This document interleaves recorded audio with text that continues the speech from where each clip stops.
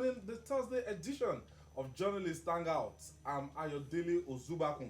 Today on the program, courts convict Senate Chief Whip ORJI KALU of 7.65 billion naira fraud, sentences him to 12 years imprisonment. Aisha Buhari demands improvements in security, basic needs of the people as Nigerian Governors Forum insists First Lady not referring to governors alone.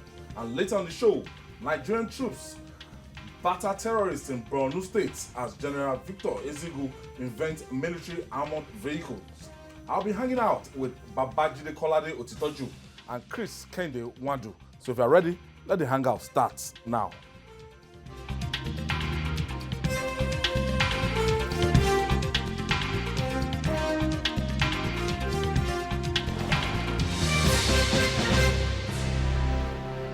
Yes, we are still counting, we are still harvesting our awards. JH Awards, Babajide Kolade Otitoju won 2 awards just today after winning 2 back-to-back awards last Saturday and Sunday. The first one was in Abuja and the second one was in Akure. This brings the number of awards won by him this calendar year to 16. And today alone, let me try to see what we have here. Okay. We have 2 actually. So this first one is from African Voice magazine. That's West African Leadership Award, Icon Award to Babajide Kolade Otitoju in recognition of your untiring and meritorious contribution to the development of humanity and mankind in Africa in general. We salute your unflinching and altruistic spirit in the development of the African continent. Your managerial ingenuity is superb and your organization now dexterity is excellent. May the Almighty God continue to be your guide at all times. This is coming from West Africa Leadership Icon Award. And this other one, this is from the 29th Annual General Meeting of Scientific Conference of Association of Resident Doctors. That's National Orthopedic Hospital, Igbobi. And Jide is being appreciated here. And they're saying that is the journalists of the year. That's from the National Association of Resident Doctors. Why did they keep inviting you, keep giving you awards, Babajide? What's up with you now? What's the secret? Well, I think that generally... It's not as if you are giving them money. No. Nigeria, when you say rich man, you start giving the rich man awards to get money. But this is... You know, this year is an exceptional year because it's an election year. Yeah. And because of the predictions that I made in the course of the year, especially the governorship election predictions. Yeah. You remember on May 29 when we had the special edition, the question was asked, will Buhari be defeated? Yes. And I said no, that President Buhari... that question severally. Yes, President Buhari will be re-elected. That was the first. And then the governorship elections came in 29 states. And I predicted 29 states correctly, right inside this studio. So I think that drew the attention of so many people to me, and they began to ask. Yes, the viewership increased tremendously as a result of that, because people now began to take the program seriously. So for a lot of them, the quality of discussion on our program and then those predictions, because they wanted to know who will win. They wanted to be guided so that they can take informed decisions. Yeah. And they saw that TVC, the news program, Journalist Hangout, could help them to make those informed decisions. We have to set the agenda as we're setting it. So for some of them could not believe it. For example, when I predicted that Tambuwal would be re-elected governor in Sokoto State, many people thought I was crazy, because they felt, oh, there was Wamako there, so strong politically in that area. Yeah. Everywhere he goes, big crowds and all that. But I said, Wamako will not be able to stop Tambuwal from winning. And that was what happened. When Tambuwal now won the election by a narrow margin and there was the need for a rerun, you asked me that question again. that, do you think that Tambuwal will retain his seat? And I then said Tambuwal would be elected. I still fancy his chances of winning, though the margin was very slim, and he was contesting against Federal Might. I said I was sure he would win. So in my view, that was the best prediction that I made. So for many people, since then, they always wait, what will happen? Are there going to be predictions? In respect of Kogi, we were careful. You told me they don't make predictions. Because, look, you are going to make predictions based on what you see on ground, but something significant could happen. The election could be rigged, and then you look like a liar. What the Yorubas called Abiku, so Ologundeke. So, on 3 days to the election, I refused to predict. But when I saw that things were beginning to change a little bit, with Faleke, my uncle, making peace with Yabelo, right here, I said it, that Yabelo, with all those governors supporting him, was likely to win. Again, when when the court ordered Dino to go and stand for fresh election, you asked me again, what will happen? I said, with Yabelo as sitting governor, Dino would not, I even said it, that it would be impossible for him to return to the Senate. I used the language that the system does not want him in the Senate. So, what again? Those, you know what people now say? People who have made a career out of bad mouthing other people, they sit on Facebook and say, oh, because you said something about 4 or 5 weeks earlier. So even if things change, you are not permitted. So you are not permitted to change your mind. I then asked the question. I said, one year before the election, how many people could say that Ambode will not return? So even the senators, the National Assembly caucus, they all went to allow and they endorsed them. Senator Tinubu, everybody went to allow the endorsement was so much at a point that I told the reporters to stop filing stories about it. The endorsement about Ambode. Every day, artisans, all kinds of people. But things can change in politics. And when the dynamics change, you too must read the thing between the line that be able to say this is what is likely to happen. And so the long time in politics. You said some weeks back, you had said earlier that nobody can defeat Dino. So when I see people like Faleke who normally should have assisted him to disgrace Yabelo, okay, see, I should not change. You know what makes it thick now is not just Jide Baba, Jide Otitoju that they just look at the program journalists hang out and our resource people. I like to appreciate every other person that have been on this show, and their contributions and everything, and you stepped out. You were just giving me another testimony. It's so funny what this program has done. I won't even say. Let me even start from my constituency, my old constituency, which is school. Just a few days back, I was just walking. Everybody knows that I'm a law student, one of the schools.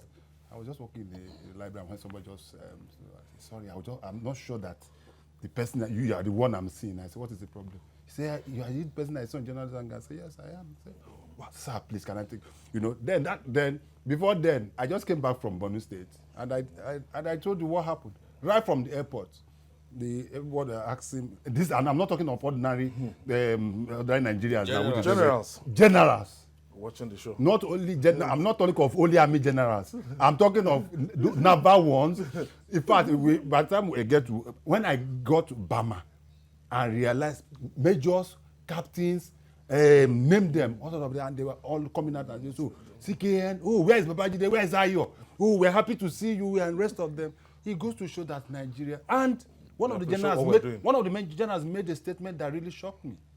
He said, we are proud of what you people are doing. You are speaking the truth. In spite of the fact that we criticize the military, despite the fact that on this show, severally that we criticize them on this show. The generals, the generals were saying that you guys are doing a good job. Please keep it up. I was so moved. Thank you. So it's good. It's good to be here. Moving on. No, though the wheel of justice grinds slowly, it is sure that wheel has finally grinded to a conclusion in the 7.65 billion naira fraud case between the Chief Whip, ORJI, KALU, and the Economic and Financial Crimes Commission, EFCC. The Federal High Court in Lagos has convicted KALU of the charges of running about 39 counts and sentenced him to 12 years imprisonment. Delivering the judgment, Justice Muhammad Idris also sentenced KALU's accomplices to various jail terms. the judge ordered the assets of his company, SLOC, to be forfeited to the federal government. Talk about giving the anti-corruption war a strong bite. Here are the reactions from both counsel to the parties. I'm also happy for the people of Abia State whose funds were mismanaged and they were helpless and could not get their fund back. And I think through this process, we should be able to get the fund back to Abia State people. It's quite safe. We shall be appealing the judgment. We have to look at it holistically, and then we'll decide what to do. We'll take it up from there. Babajide, the reality of this judgment is that I read the other additional comment to the reports. ORJI KALU is now in prison. It's in Ikoyi prison. Ikoyi prison.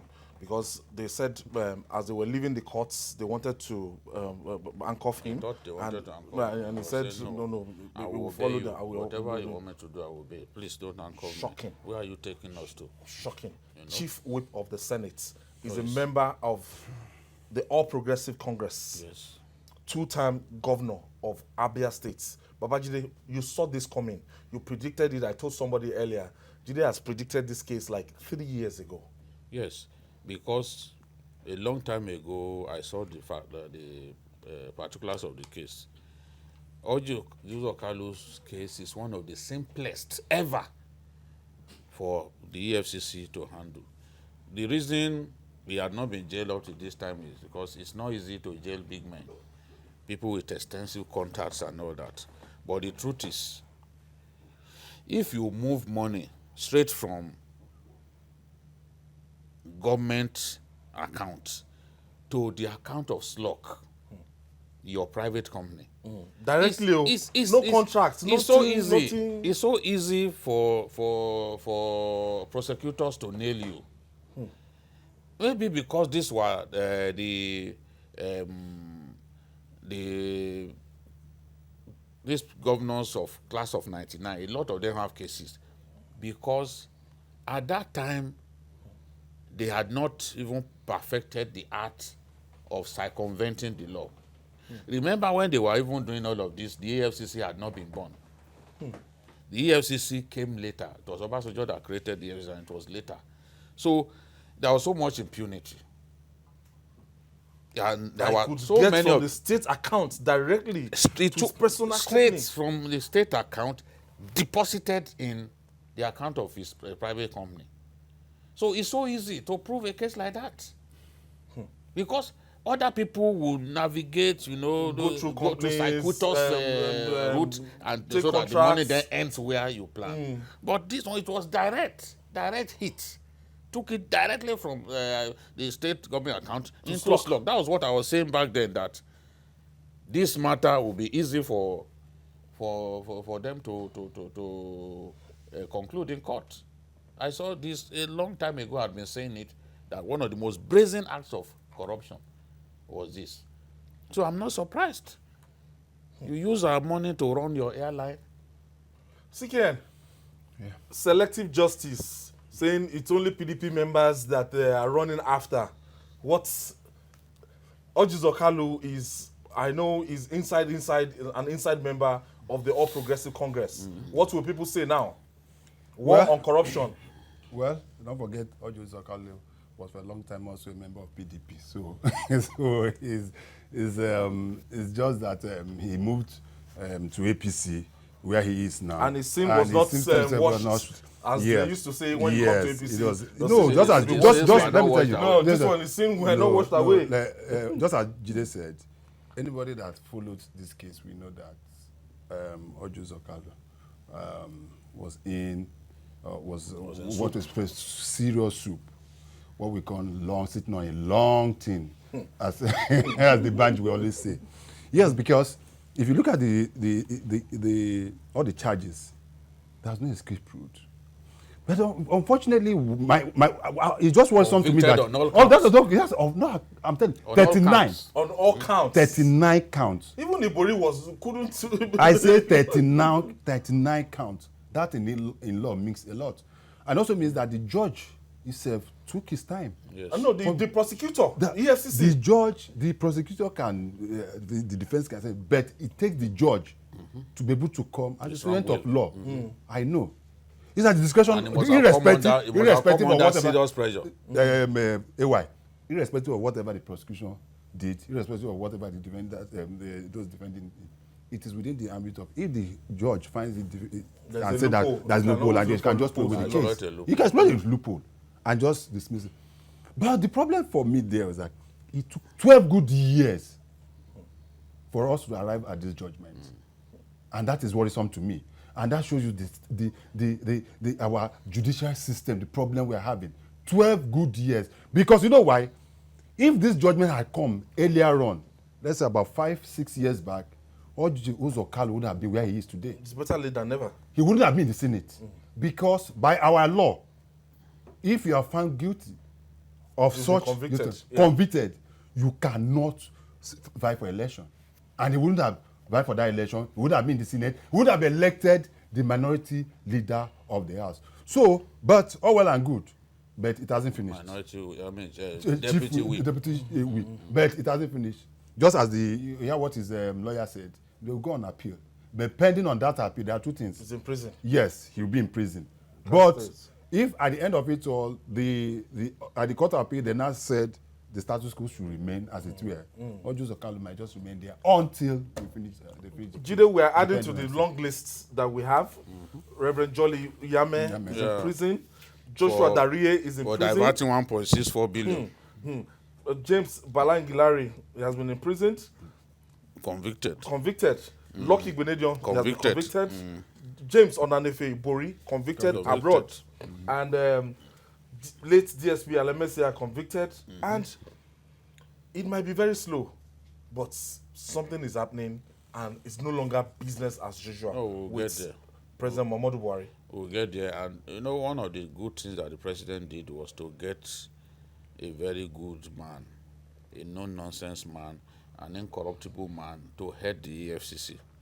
You see, some people have argued with me that, look, ORJI KALU was put on trial by a PDP government. Fine. But it has taken an APC administration to get him convicted. It took an APC administration to get Jolly Yame convicted. So it's not the person who started the case that mattered. It's the person who brought it to fruition, who brought it to conclusion. So we are happy that examples are being made of corrupt governors, because governors, because of the extensive powers that they have, at some point will think that they are God and that the resources of the state exist for them to spend the way they like. So this is a way of teaching them a lesson. The last time I went to Gambia, I saw slug aircraft. They littered the wrong way. Of Gambia? Of the Gambian International Airport.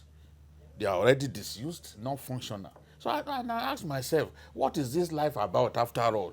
If you steal public funds to buy this, to buy that, and at the end of the day, those things are just life fallow, wasting away. Even your own life does not belong to you. It belongs to God. It can take you anytime. So people steal money believing that they have 2 lifetimes. You don't have 2 lifetimes. This money, you may not even have the good head to spend it. Definitely. If you are not careful. If not because a lot of our leaders are demented, honestly, they won't be stealing. They don't need what they steal. They don't need to steal the kind of money that they are stealing. And a lot of them, big shots, politically exposed persons, they are difficult to convict. Because they will get lawyers who will be seeking frivolous adjunctions. Thank God was frustrated to this level. Thank God for the ACJA. Thank God for the ACJA. Yes, 2015. Yes, it's the ACJA. It's the ACJA now that we are banking on. It's the ACJA that we are banking on to help us at least get some of these cases. Yes. And that's it. And with the advent of the ACJA, you are now seeing judgment coming in different cases at a pace that we were not accustomed to. So for some of them who are still on trial, their own day will come. And to those of them who are stealing now, this fate will befall them. And you see, you won't be begging us not to put you in handcuffs. Because whether you like it or not, you eventually end up in handcuffs. If they don't put you in handcuffs, it is still that prison you are going. Look, President Buhari, he won his election by, campaigning against corruption. Yeah. And if you've seen the damages that corruption has done to the country, as in terms of the money that is meant to earmarked for the people, good roads, basic infrastructure facilities, we don't have it right now as a result of past corrupt leaders pocketed this money. Ayo, well said. Let me even start with this. If they are just, some of them are so lucky they are from this climb. If this had been China, in the next 24 hours or 48 hours, all these guys would have been shot and killed. It happens. They have been hired top officers, top government officials in China and some communist countries that just happened like that, and that is.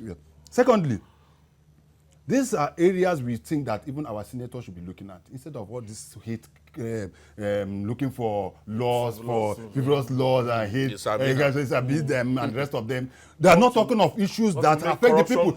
Make corruption a very, very difficult thing to conduct.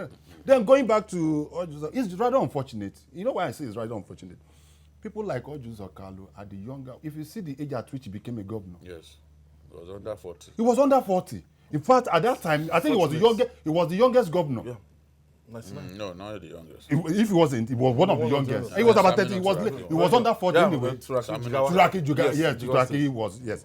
Now, Ayo, my village is less than 10 minutes drive to Umuahia, where I come from. Obo, where I come from. It's less than 10 minutes. So I know Umuahia inside out. Abia is one of the most backward states in Nigeria right now. For 8 years. They've not recovered. If a governor like ORJI KALU started well by putting some level of infrastructure, I don't think that the person that there presently now would have had the kind of challenges. They're not so lucky with leaders. Do you know that this man couldn't even build a government house? The government house he was using, we are rented apartments. I'm telling you. And meanwhile, they used to hold calf meetings in his house, in his village. In his village. Now, he picked 7 billion. That is just what we're talking about. 7 billion. And just travel straight into the... Do you know how many people... At that time. How many lives? 7 billion then. How many lives would have... Those are trillions now. How many lives have been touched? So what he got is just good for him. And I hope and believe that, just as he said, those that are there now, the same fate may come their way tomorrow. So they should just be careful. Damn it, somebody is doing something right. Yes. Whether selective or not, it's just a matter of time. Is he guilty? Magu has no... he does not look your face. Magu Owojuche. He does not look at your face. You cannot leverage on your relationship with the president. What the president told him is, look, anybody that you think is corrupt, you are free to go after him. And he's ready to do that. You can see some of the cases that were, corruption. Look at even the head of service. Yes, 1.something billion naira fraud. Once Magu concluded his case, you know Magu's background as a forensic economist helps him. He was the one who investigated Saraki back then, the Societe Generale case. He did it. So his background as a forensic economist and then a lawyer helps a lot. So he concluded the investigation of the head of service and just told the president, Oga, my job is done. The president said, go ahead. Before he concluded, the woman wanted to resign, and the president said, no, just hold on. We thought the president wanted to give her a pat in the back. People don't know Buhari. They would think, Buhari is trying to cover corruption. Meanwhile, the man didn't want her to run away. No, just wait. So the man knew what he was doing. So till that's the Buhari for concluded. You. If you like, go to Aso Rock and get cheap photo opportunities with Buhari. The day you are caught, going there all the time. The president the day you are caught, on the cookie jar, Buhari will treat you like he has never met you before. That's Buhari. He has when it comes to matters like this, there is no friend. For him, there is no friend. You're on your own. I can tell you that ORJI KALU jumped ship from PDP because of this case. All right. He wanted He wanted protection, he wanted protection. but he didn't I get the it. protection yet. We'll take this break. Still to come, Aisha Buhari demands improvement in security, basic needs of the people, as Nigerian Governors Forum insists that the First Lady was not referring to them alone. Stay with us. It's still Journalist Hangout. We'll be right back after this break.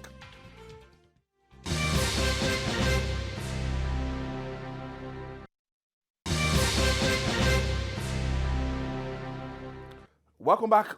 This is your multi-award winning program, Journalist Hangout. We're reaching you live from our headquarters here in Lagos, Nigeria. Most times, it takes a neighbor to open one's eyes to a wrong course of action.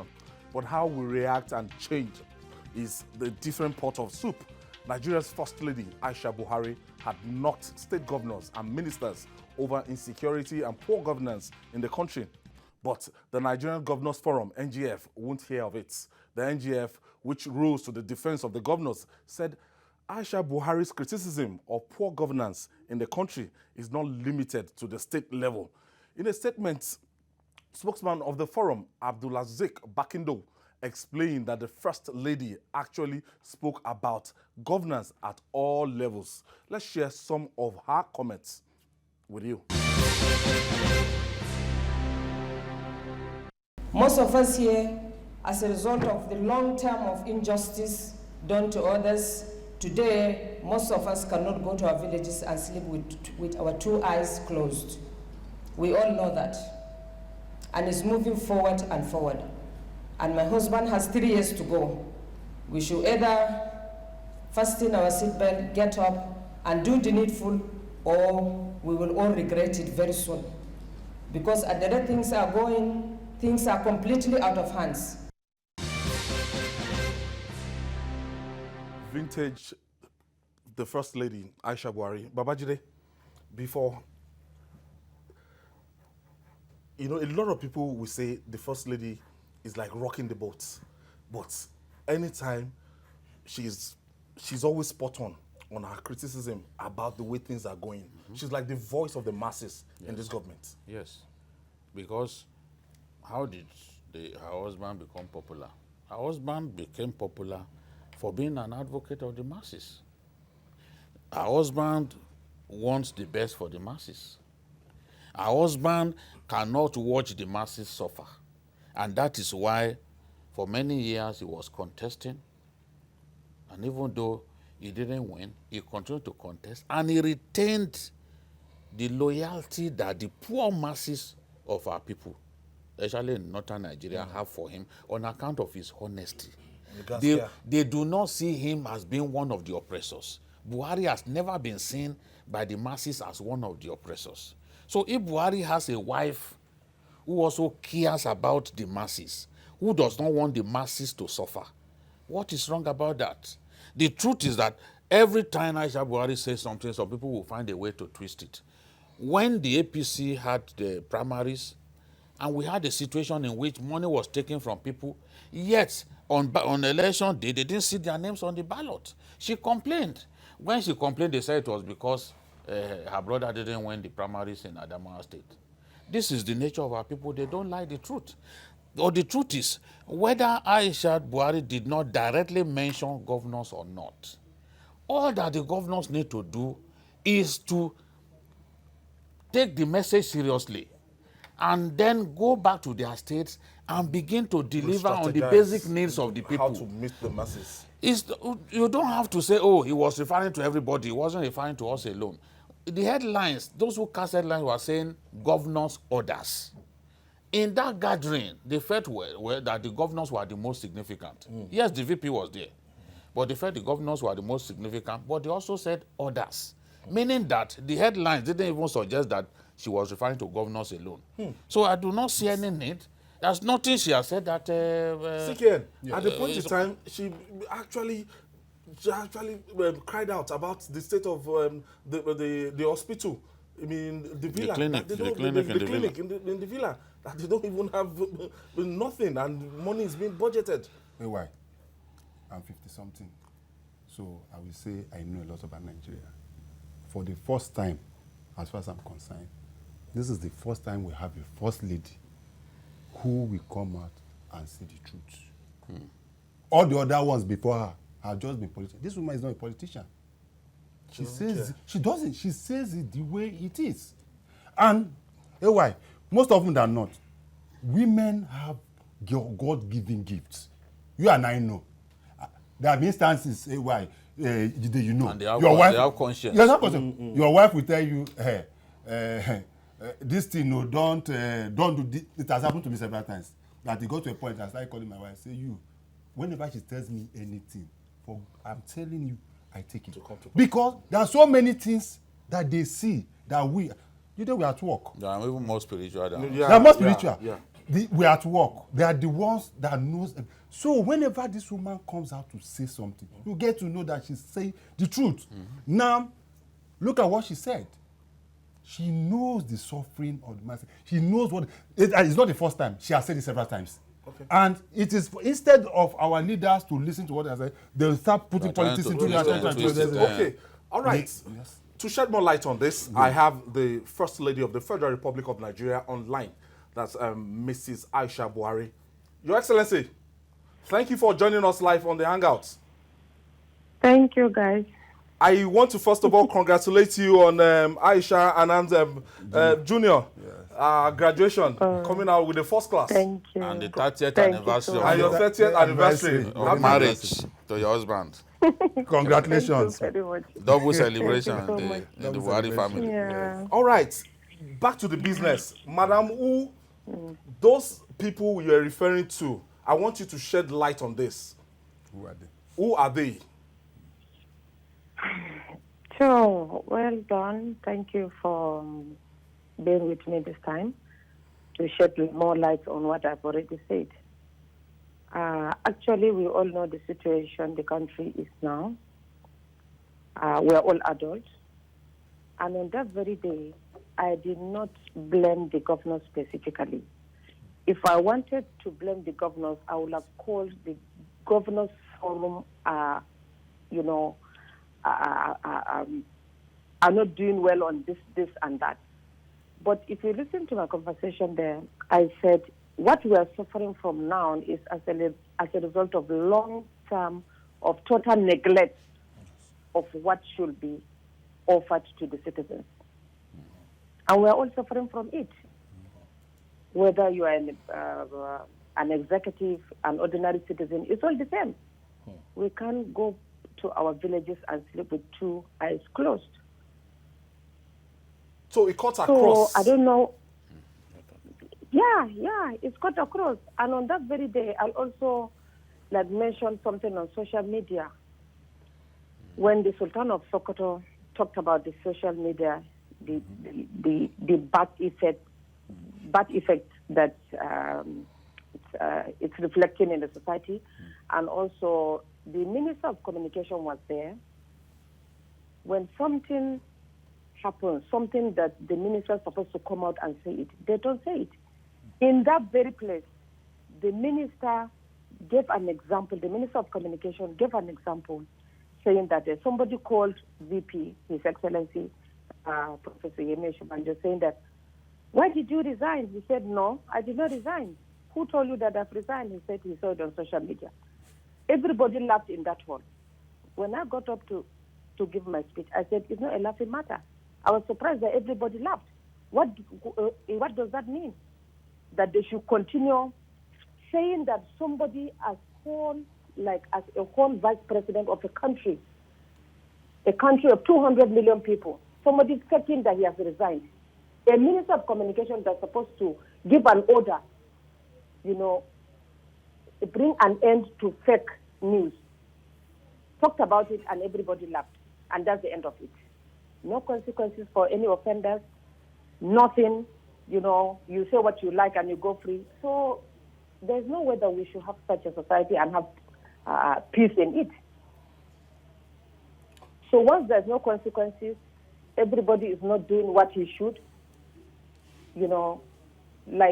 almost everything is in a disarray. And a typical example of what happens that wherever they're supposed to take action against the offenders or to take action or to take charge or to be in control or to caution people, they will keep mute on it. When it comes to unnecessary things, people will start talking from the presidency.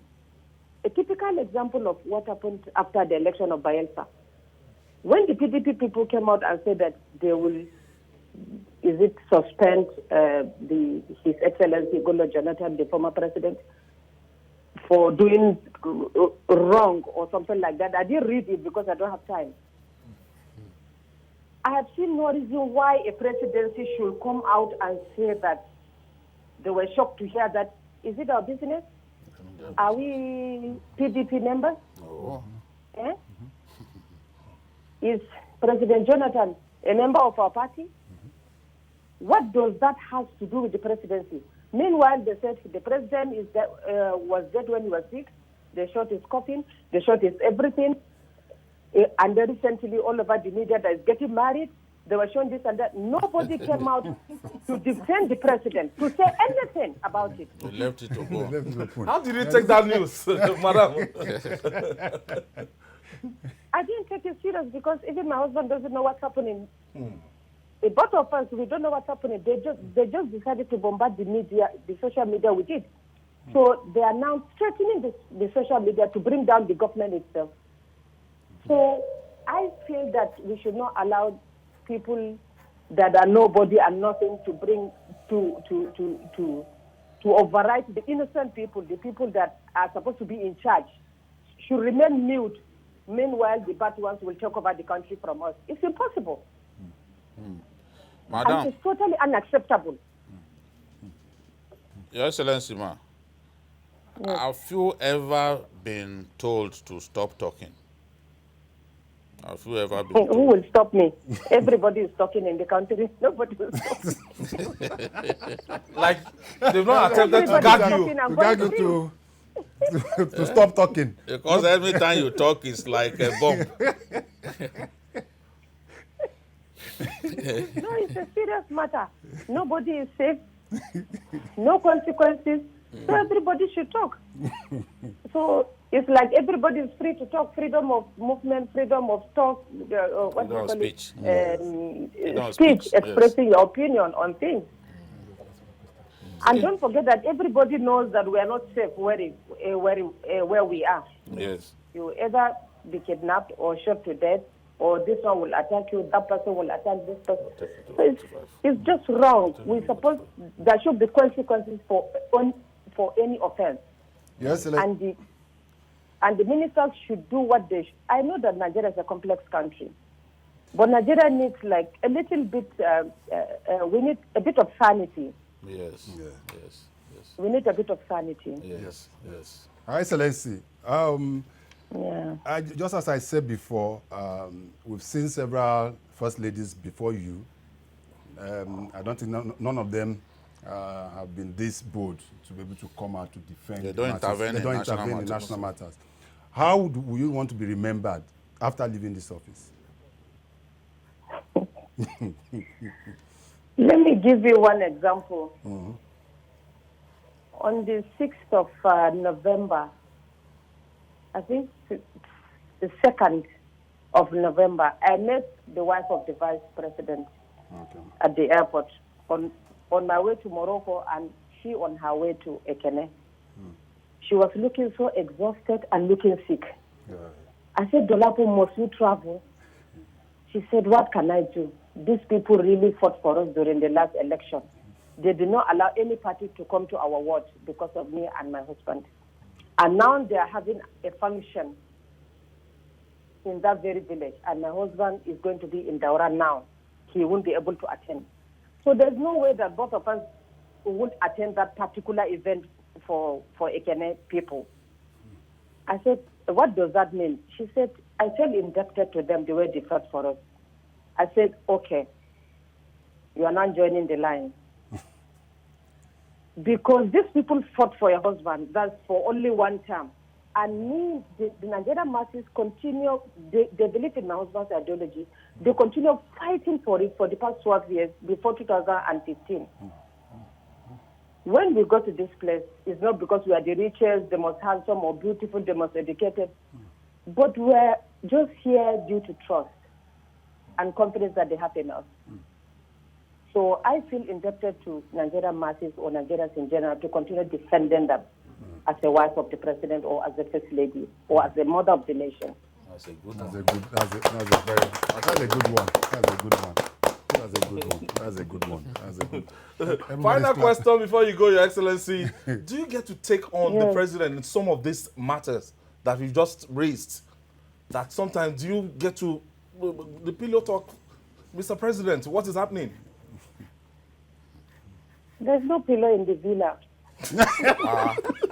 Even in the other room. Even in the other room. No.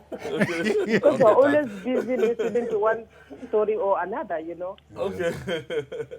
I think the people he put in the cabinet is like, they should just sit up and do the needful, and that is it. That's why it's not good to have godfatherism. We just need to choose the right people to be at the right place so that we will rest. So that the first lady should stop talking. Okay. Thank you so much. Thank you very much. Thank you so much. Thank you, and God bless. Thank you very much. Safe journey back to the country. That's the First Lady of the Federal Republic of Nigeria, Madam Aisha Buhari. Babajide, vintage Aisha Buhari. Vintage Aisha. Just natural. Point blank. She's human. She was born into a wealthy family, but you feel her love for the poor people. You feel it every time she talks. Yeah. And even in terms of her pet projects, you know, she cannot watch people suffer.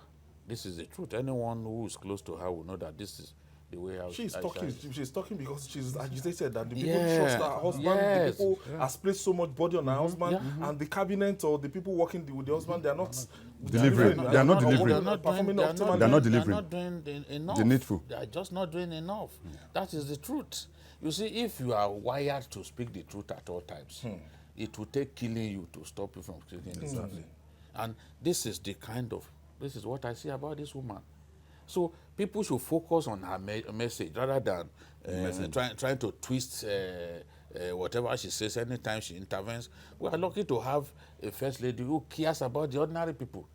Because if she does not even talk for the poor, she does not lose anything. No, she will just be attending her functions. She will be, she has all her functions and enjoying and gallivanting all over the world. Femi Fani-Kayode, as much as people see him as somebody who does not know what he's doing, he said something.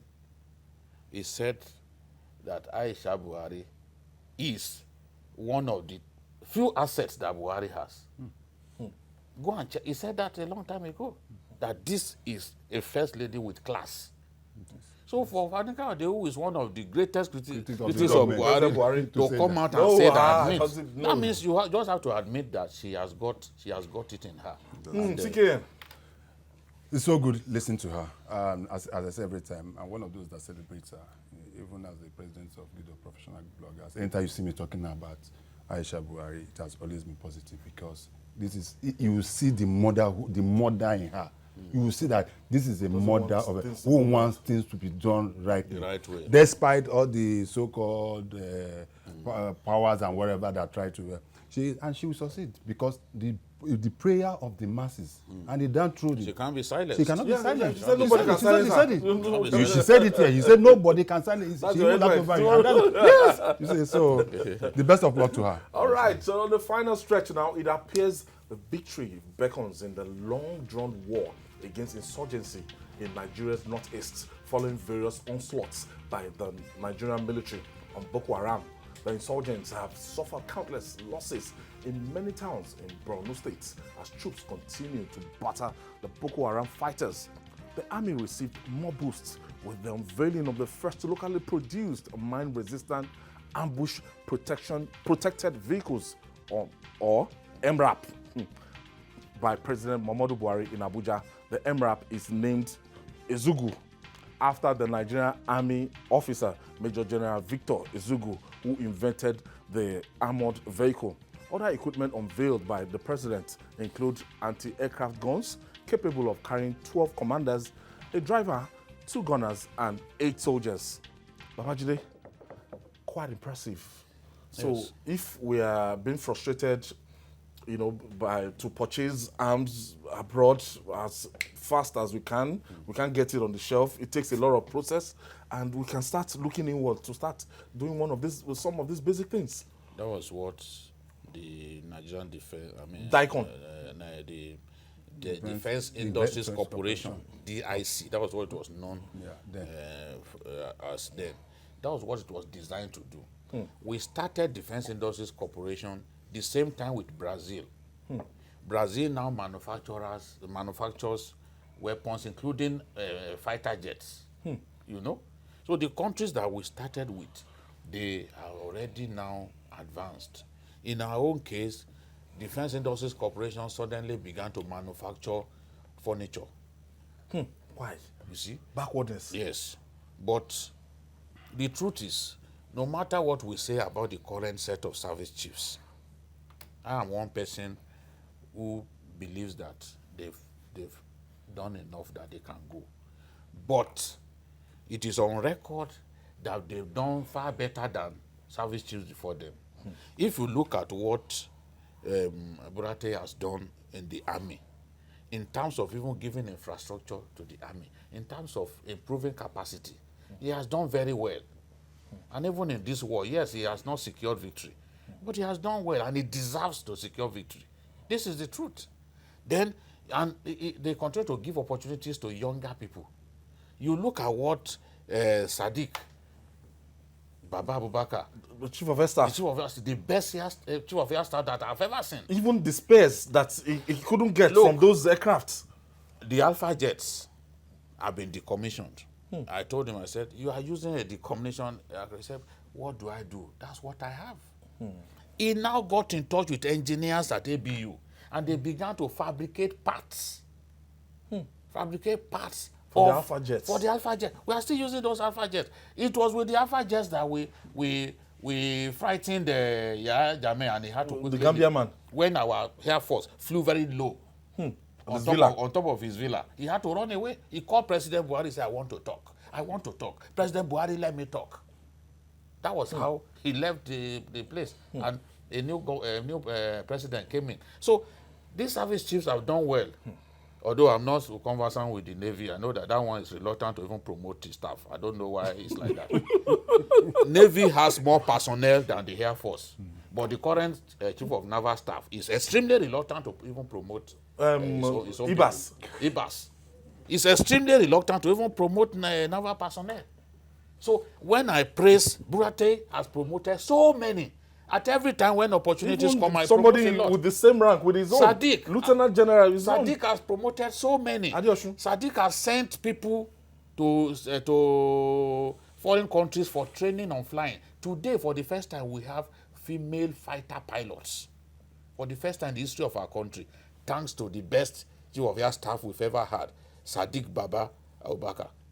So I'm happy that this MRAP, because with the MRAP, you can step on mines. It will not affect the soldiers. Okay, the land Yes, mines. and that's why it's resistant to mines. And all those small IEDs. You need it to give you an advantage over the enemy. So if we can manufacture Again, Yes. When you look at this innovation, General EZUGWU, what's this?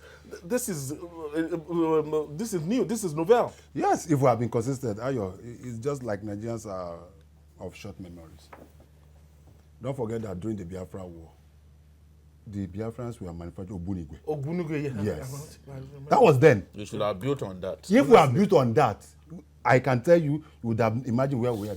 So many things that were invented by the Biafrans in those days. Improvised.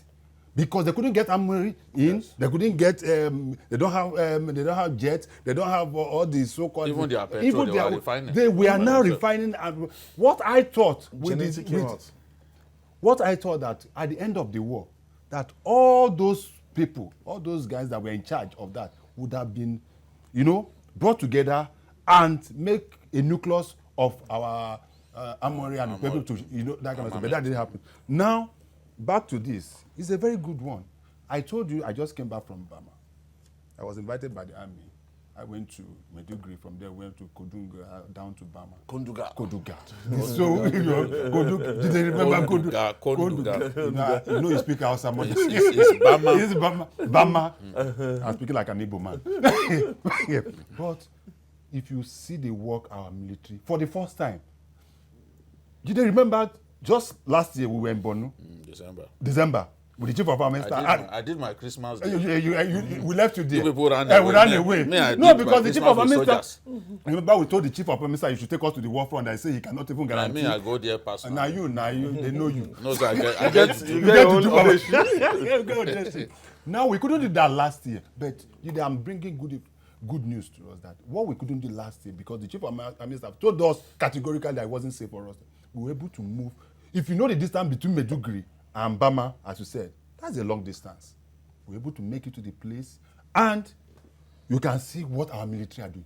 Ayo, it was for the first time I saw how big BORNO is. If we put the whole Nigerian army, 350,000 as they are, also that in BORNO, we don't even, they cannot even cover that place. So this is good because there in Bama, down to Kondoga and the rest of them, every morning they have to sweep the roads for mines, just as Jide said. So the AMRAP, will come a long way to be able to assist in this. Because what they do now, from what we learned, is that this guy just come, plant some IODs here and there, and people just wake up in the morning not knowing that something has been played, and they just die and the rest of them. So let me use this opportunity to thank the chief of army staff again. Just as you said, I have not been with the airport, but Jide, the next one, I saw you posing with one of the aircraft. Next time you're going, you come and you will take me along so that I also see. But they are doing a very good job. We need to praise our military. Under the hard conditions, why Buhari, but they are working. Maybe that's why the president is even reluctant to change. Then finally, the commander of the theater is saying that he needs for him to, that within 3 months he can clear this war. According to it, that's what he said. Let them not boast. We've that had is what that he before. said. Let but he them needs some let helicopters. Nigerians just see. I've had people. It's not the first commander who will say, "Look, I can end this war in there." You don't. It's not easy to end a guerrilla war. It's not a conventional war. It's not a conventional war. If America too must have thought that under 1 month or 2 months it will finish them in Afghanistan, but they are still there. Since almost 20 years. He has for helicopters. Let them just do their best, and we pray that their best will be good enough. The army is doing a good job. I discovered that the head of the military intelligence is actually from my village. Really? Major General Adebayo. You know, there are so many people that we don't know. We just do our own. We do our own. You know, Major General. From Bokuland? Yes, from my village. Yes. Really? Yes. You know, imagine. And when I eventually come back fully to my state, those are the people that you like want to relate with. Because those are the pride of the heroes. states. Yes, the soldiers are Nigerian heroes. Those are the people that I would like to relate with. Okay, celebrate we have to go. We have to go. We thank the military for it. CKN, thank you for this outing. Thank you very much. So from this MRAP, we'll be able to do other things. more. And I will say, well done to General EZUGWU. He was theater commander in that place before. Okay, he was. we have to go. Yes. I have to say congratulations again to Babajide Kolade Otitoju. Congrats, man. Thank you. Thanks for representing. We're still counting. Yes, More to go. This year, we're still go. Maybe We still I'll have get to dates. 20. No, we have dates. Maybe I'll This get year, to 20. I want to thank the First Lady of the Federal Republic of Thank you Nigeria very for much, calling madam. in all the way from the United Kingdom. And that's it on Journalist Hangouts. Join us tomorrow for another episode of the program. And also watch Journalist Hangouts on our platforms showing on the screen. We're also on YouTube, youtube.com/TVC News Nigeria. Our feedback channel is Journalist Hangout at tvcnews.tv. I'm Ayodele EZUGWU. Bye for now, and God bless Nigeria.